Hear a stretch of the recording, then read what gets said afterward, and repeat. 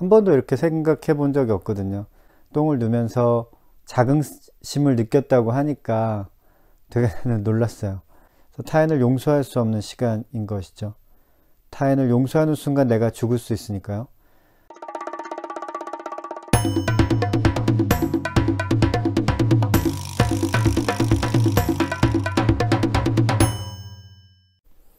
내가 원래 소설을 잘 안 읽잖아요. 그래서 베스트셀러 소설이어도 뭐 크게 관심이 없죠.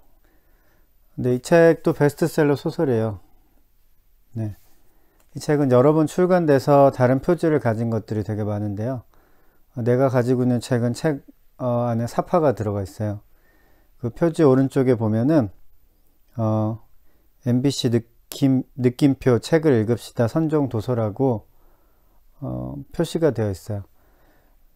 전에 이 책의 제목을 들어본 적이 있는 것 같아요. 근데 나는 이 책의 제목을 듣고 뭐라고 생각했냐면 누가 내 취지를 옮겼을까, 그 책을 떠올렸어요. 그거랑 책 제목이 비슷하다라고 생각을 했죠. 그래서 책 제목만 딱 듣고서는 무슨 미스터리 추리소설인가 생각을 했어요. 뭐 작가도 모르고 책 내용도 전혀 모르니까요. 근데 뭐 전혀 아니었고, 책을 좀 읽으면서 왜 이 책에 이런 제목을 지었을까 좀 궁금했어요.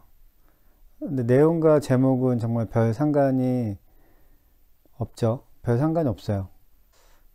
일단 이 책을 읽게 된 이유는 박완서 작가의 책을 더 읽고 싶어서 도서관에서 책을 보다가 이 책의 제목이 이제 눈에 익어서 이 책을 빌리게 됐죠. 근데 이 책을 읽다가 이 책을 사서 봐야겠다고 생각한 그런 단락이 있었어요. 한번 들어봐요.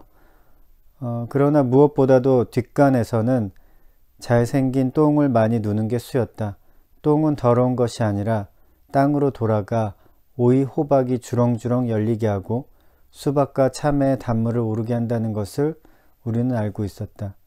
그래서 본능적인 배설의 기쁨뿐 아니라 유익한 것을 생산하고 있다는 긍지까지 맛볼 수가 있었다. 이 구절을 보고 난 이 책을 사야겠다고 생각을 했어요. 네, 사실 이 부분을 읽으면서 나는 사실 머리를 한 대 얻어맞은 그런 느낌이었어요. 왜냐하면 한 번도 이렇게 생각해 본 적이 없거든요. 사람이 먹고 나서 이제 몸이 흡수하지 못하는 것들을 이제 냄새나는 배설물로 밖으로 내보내는 거잖아요. 근데 나는 이게 인간이라는 유기체 오류라고 생각을 했죠. 프로그램으로 따지면은 버그 같은 것이라고 생각을 했어요. 그래서 프로그램의 버그는 업데이트를 통해서 계속 수정이 되잖아요. 근데 인간은 그럴 수가 없어서 인간이 배설을 한다는 거는 진짜 상당히 심각한 오류라고 생각을 했거든요. 그러니까 이 부분을 도저히 긍정적으로 받아들일 생각을 못 했는데 이 소설에 나온 꼬맹이 아가씨, 그러니까 작가 박완서는 똥을 누면서 자긍심을 느꼈다고 하니까 되게 놀랐어요. 이렇게 세상을 바라보는 사람의 이야기를 더 들어보고 싶다라는 생각이 들어서 이 책을 샀죠. 배설의 즐거움과 긍지를 말한 그 다음 페이지에 있는 내용도 마음에 들었는데 그 내용은 이런 거였어요.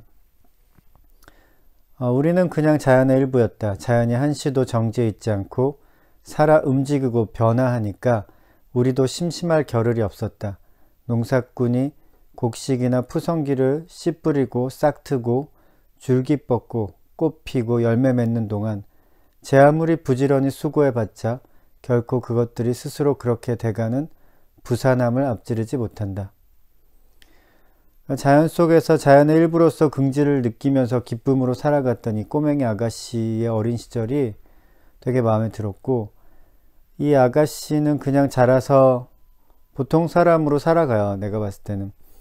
그러나 시대는 일제강점기였고 우리나라가 광복을 맞이하고 나서 또 몇 년이 지나서 한국 전쟁이 발발하잖아요. 이 소설은 이제 그런 이야기를 담고 있죠. 이 소설이 마음에 들었던 이유는 아마 나도 그 당시에 살았다면 비슷한 삶을 살지 않았을까 싶어서였어요. 항일 독립투사로 막 일제의 강압적인 통치에 맞서서 우리나라의 독립을 위해 산다거나 혹은 일제 앞잡이로 친일 행각을 벌이며 호의호식했던 그런 부류랑 나의 삶은 좀 달랐을 것 같아요. 그러니까 뭐 아주 극단적으로 독립투사도 아니었을 테고 또 친일 행각을 하지도 않았을 테고 근데 아마 많은 사람들이 박안서 작가 같은 삶을 살았을 것 같아요. 그 당시에. 보통 사람이 어떻게 그 시대를 살았는지 짐작할 수 있어서 사실 이 소설이 마음에 들었어요. 항일 독립투사의 삶도 아니고 친일 매국노의 삶도 아닌 대다수 보통 사람의 삶을 상상해 볼 수 있어서 그래서 좋았죠.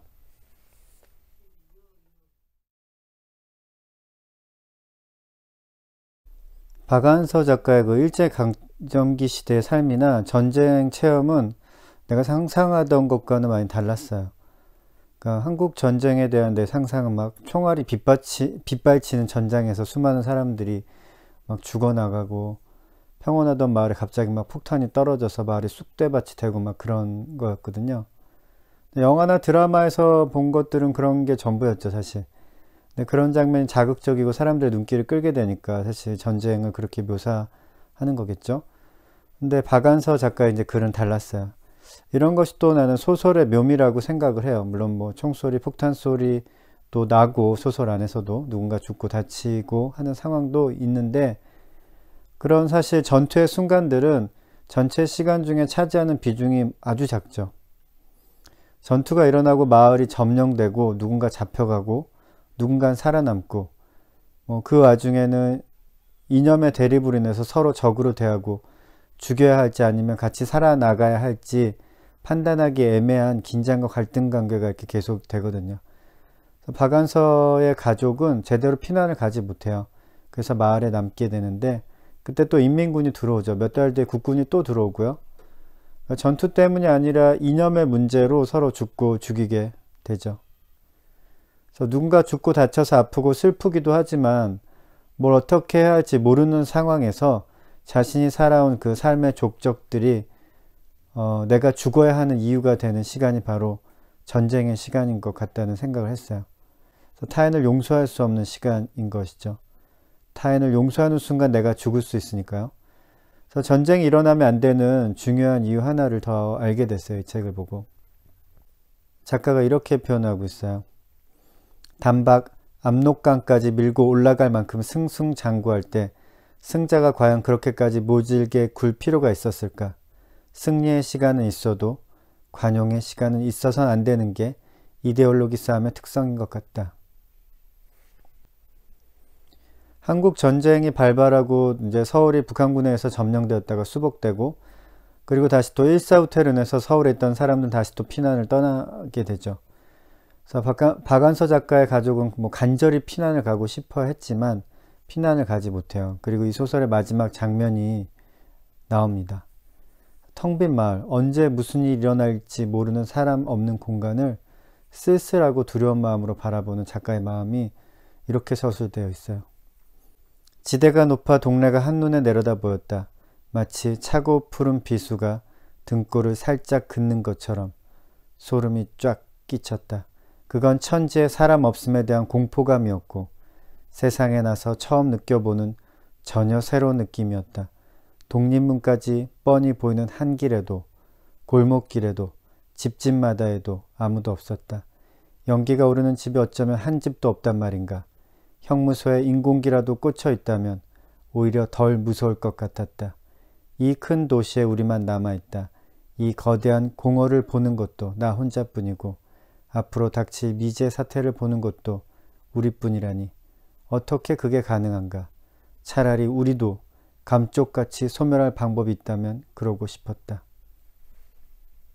어떤 이유든지 간에 지구가 완전히 멸망하고 인류의 마지막 남은 한 사람이 아무도 없는 도시를 바라보는 그런 느낌과 비슷할 것 같아요. 아마 믿어지지 않는 순간이었을 거예요. 박안서 작가는 이 소설의 서문에서 이런 것도 소설이라고 불러야 할지 모르겠다고 그렇게 말하는데요. 지어낸 소설보다도 현실이 더 극적인 것 같아요. 그런 면에서 현실이 소설보다 더 꾸며낸 듯한 사건이 발생을 하잖아요. 소설은 개연성이 있는데 그러니까 소설은 그럴듯하게 써야 하잖아요. 그런데 현실에서 발생하는 일들은 정말 전혀 아무런 개연성이 없이 그냥 막 일어나기도 하죠. 소설이라면 개연성이 없어서 다시 써야 하는 그런 소설 같은 현실이 이 책에서 일어나고 있어요. 그리고 이런 일들이 정말 일어났다는 걸 우리는 다 알고 있죠. 그런 면에서 이 소설은 소설보다 더 소설 같은 현실을 담고 있는 그런 소설이라고 할 수 있을 것 같아요. 작가가 어떤 뚜렷한 목적 없이 자신이 보고 느낀 것을 목격자처럼 그대로 서술한 이 책은 그래서 더 특별하게 느껴졌어요. 이런 일들이 발생한다면 나의 경험도 아마 박안서 작가의 경험과 크게 다르지 않을 것 같다고 생각을 했어요.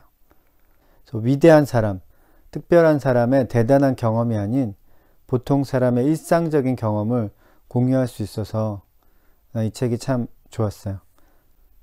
그 많던 시간은 누가 다 먹었을까? 제목과 내용은 정말 잘 어울리지 않는다고 생각하는데 지금도. 그러나 매우 좋은 책인 것 같아요. 그래서 두고두고 읽을 만한 가치가 있는 글이라고 생각을 해요.